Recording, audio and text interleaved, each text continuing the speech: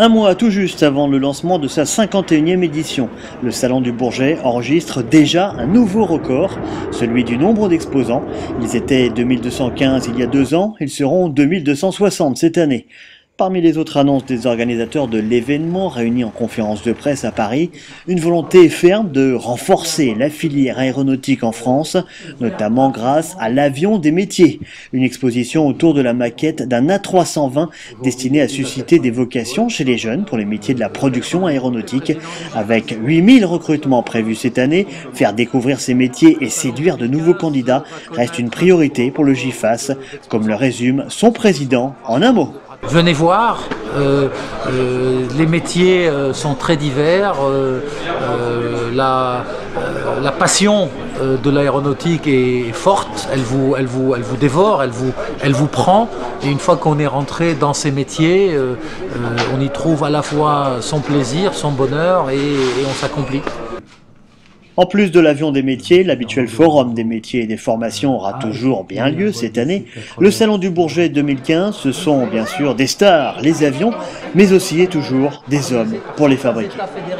Derrière une vente d'hélicoptères en Pologne, il y a des dizaines et des dizaines d'équipementiers, de PME, d'entreprises qui contribuent à ce succès.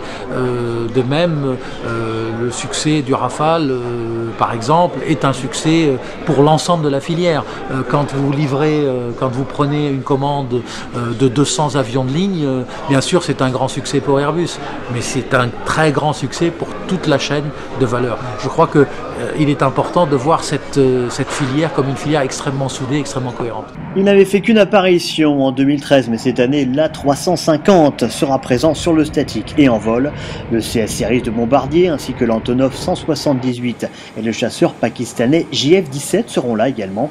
Seule ombre au tableau, l'A400M devrait rester au sol dans l'attente des résultats de l'enquête du crash de Séville. Et le F-35 américain sera bien absent. Cette conférence de presse fut aussi l'occasion pour Aymeric D'Arcimol, le commissaire général du salon, de rappeler que le Bourget reste le salon aéronautique préféré des industriels comme du grand public.